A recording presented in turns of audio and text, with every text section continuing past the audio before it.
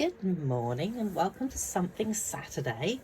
So here we are again, and I had a couple of different options of what I could show you today, but what I really wanted to show you was how you can actually use some of the hot foil stuff without actually needing the machine at the moment, because the machine has gone out of stock, and it will return in, I think it's September time.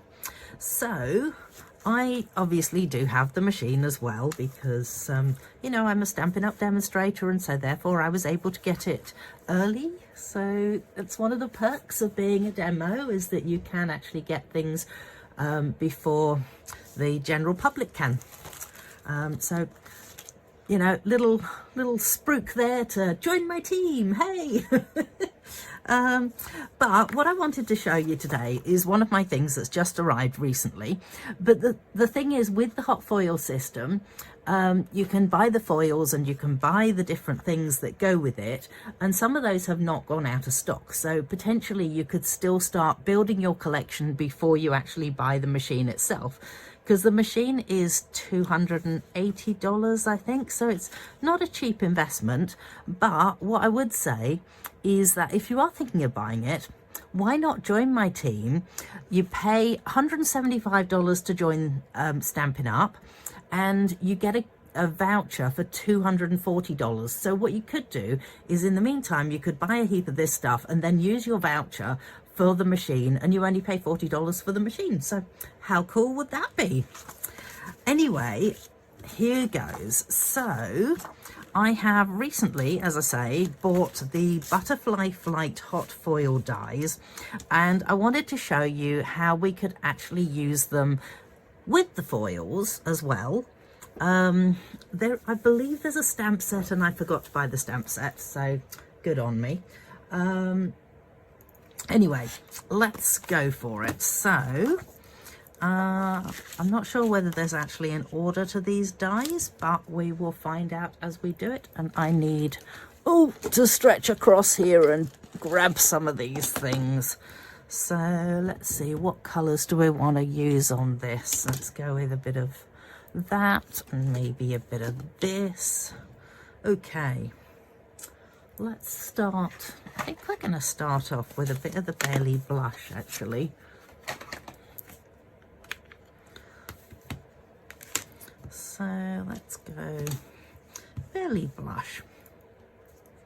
So I'm going to use these, which are the, my goodness, masks.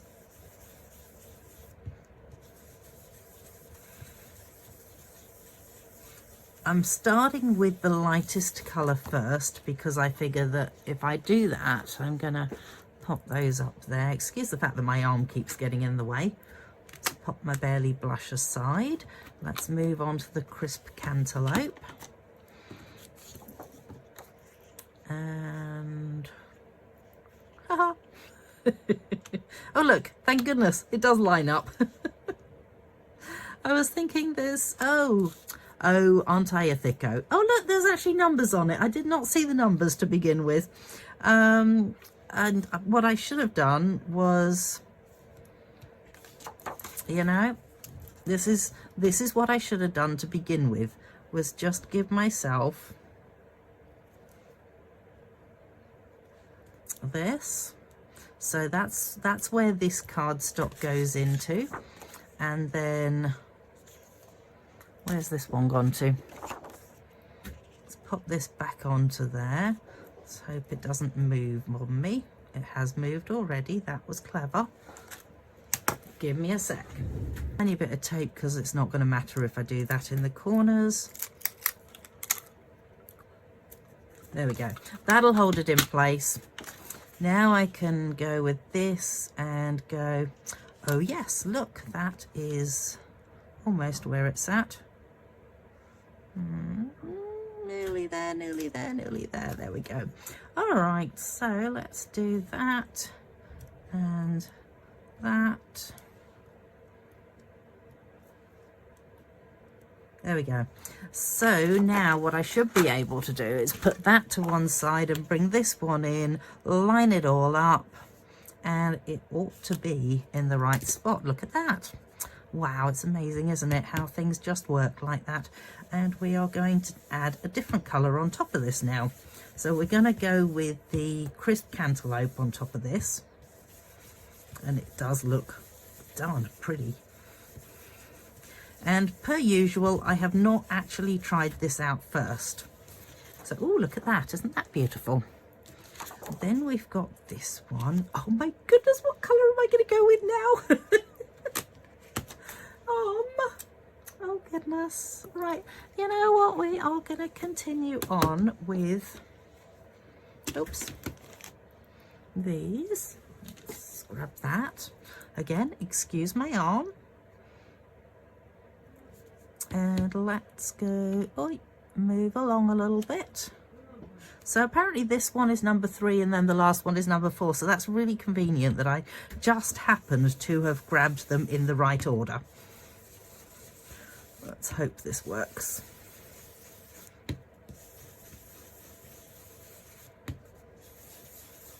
Feel like it's looking good. So let's hope it looks as good as I'm hoping it's going to look. Ooh, that looks pretty good. And last but not least, what the heck, why don't I just use hydrangea hues, seeing as I'm already going for all the new in colours. So line this one up, like that. Might seem a little random to have blue middles to my butterflies, but why not? And there we have it. So now we have, not 100% convinced about the yellow, but that's fine. Ironically, I don't mind the blue. Okay. So my next job is to cut this out with the matching die. So this is the normal die that will cut it and give us a whole heap of little butterflies, if I can manage to.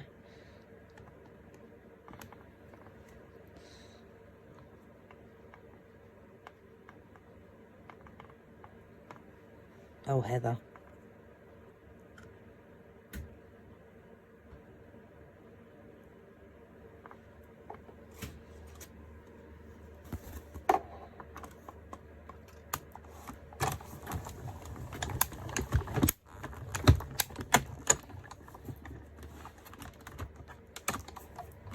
Just gonna bring that back over this side because it makes it a little easier.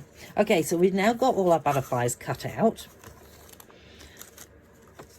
So we're going to take those 2 pieces off and we're going to bring in this impressions mat. So you've still got your base plate and your little shim, and now you've got the impressions mat on that. Then what I want to do is I want to pop this one down again, and I'm going to pop my butterflies back into it, so bear with me.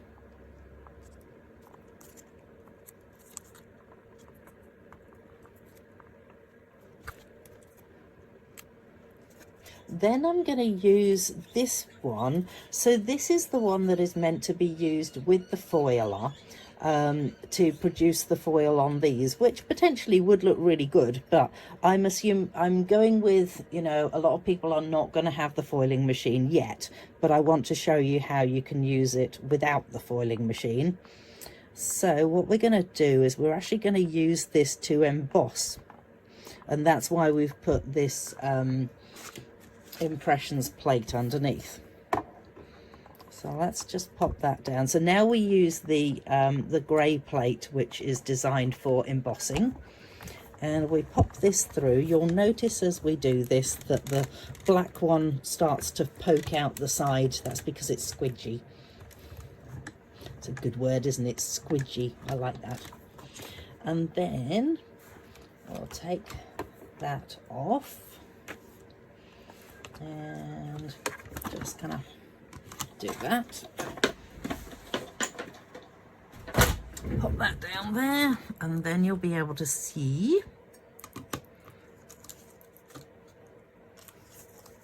So now we have these embossed butterflies. They actually look quite cool on the other side too, unfortunately, because I say unfortunate because it's kind of, oh, that one moved.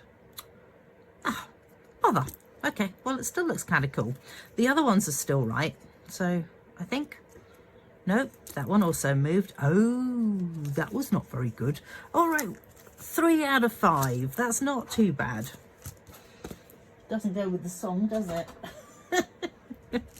Never mind, never mind. Yeah, you can see how it's moved up slightly. Ah, bother. Okay, well, let me show you what I was going to do with these ones anyway. We'll just those ones. Now where's my scrap bit of paper gone to? Here it is. So we've got those 3. We then have one glue mat or silicone mat, and the other thing you want to have is maybe a little short brush like this. Then what we're going to do is we're going to add some glue onto our glue mat, because it doesn't matter. Oh wow, I actually had not intended to add it to the side of the brush, the glue. There you go. Never mind, it'll all get washed. And then what I wanted to do was paint some of this glue onto here. Let's see whether we can.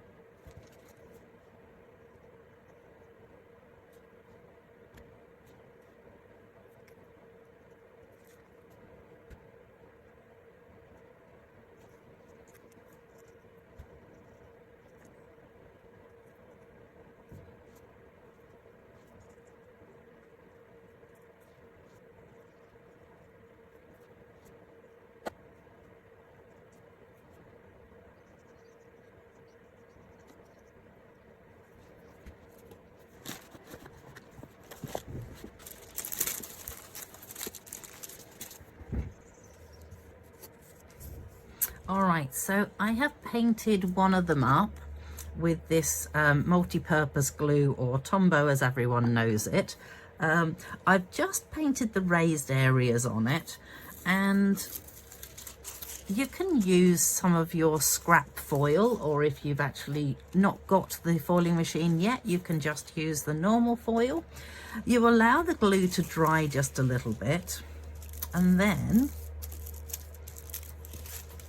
press that on.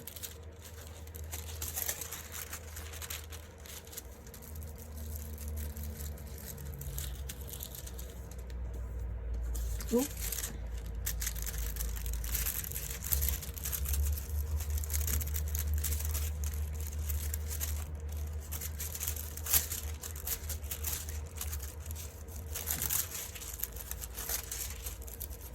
And then wherever you have added your glue is going to be where the foiling sticks. So how cool is that? What I will do is I haven't actually used this one yet in the actual foiler, so I might do a one that just shows you how it would work out if you were to do it properly with the foiler. But yeah, that's really cool, I think. And plus the fact that way, if you want to, you could, in fact, you know what I might do is I had one earlier. Oh, excuse my arms again. So I had been playing around with it earlier. So what I might do is do one that's on the opposite side, so that you can see what the difference is between them. So I might do that after the video, just because you don't really need to watch me painting up another one. And then I wanted to show you one more way of using the foil without needing to have the foiling machine. So let's see, find myself a spare bit of card.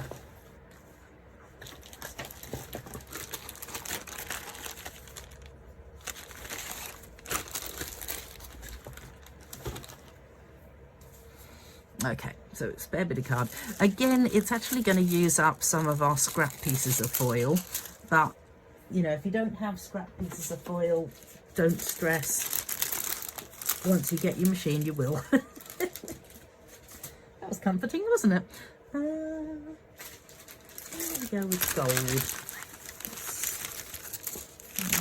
I've been keeping my scrap pieces of foil all together, and that way I just know where they are and I can use them up as I find a use for them. So the next thing is that you take some tear and tape, and we will go with that. Actually going to go up the top here. Oh, that would have probably been good had I got it straight. Oh dear. Maybe what I actually now need to do is have it so it's not straight. Just gonna take that piece off there.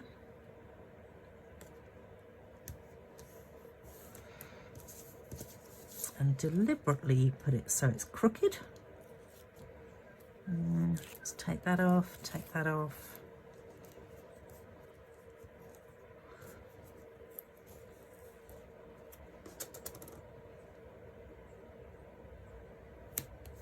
Now I'm wishing that the first one I'd done had been a little more crooked. That's ironic, isn't it? We're going to snip off this extra bit rather than folding it back on itself, because I don't want any extra lumps underneath my foiling. Oh. And take that off of there.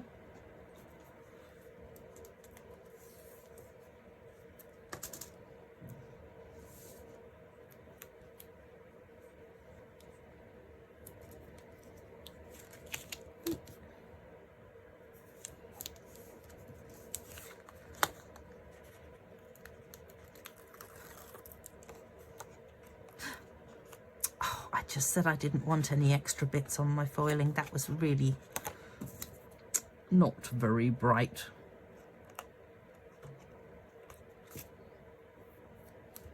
Okay, I'm probably going to have, well, you know what?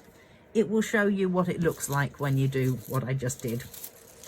Okay, so then you take your foil and you just pop it down there.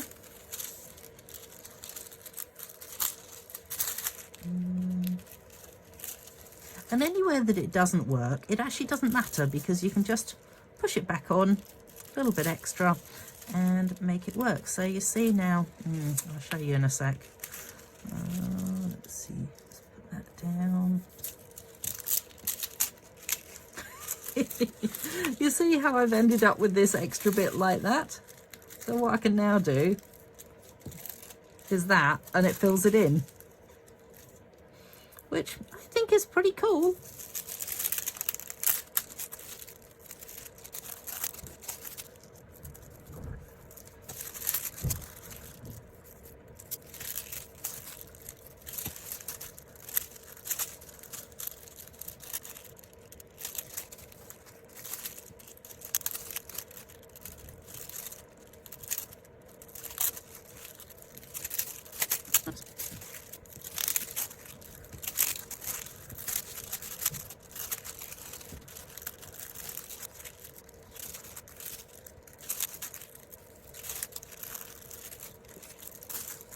And there we go. So I'm not convinced that I'm going to get too much more out of that, to be perfectly honest. So I may well just ditch the rest of it.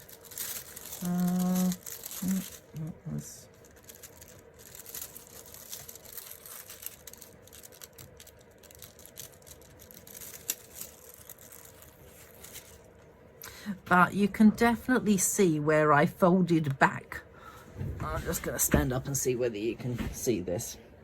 You can definitely see where I accidentally folded my tear and tape back on itself, unfortunately.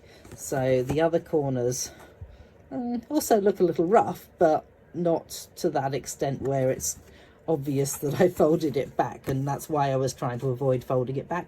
But there you go. It's you know, a bit of a technique just to show you something different that you can do with it. So what I am going to do now is have a little bit of a play around and put up some stuff onto my blog so that you can go and check it out. As I say, if you are considering purchasing this the machine, it is so worth actually joining my team and becoming a Stampin' Up demonstrator to get the discount on everything.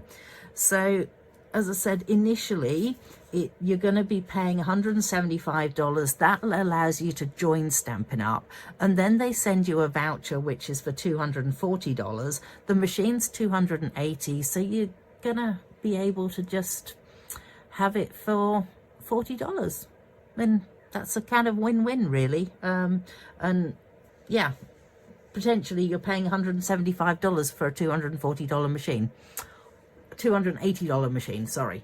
No, that didn't work either. Okay, you can do your own maths on it because my maths is clearly not there.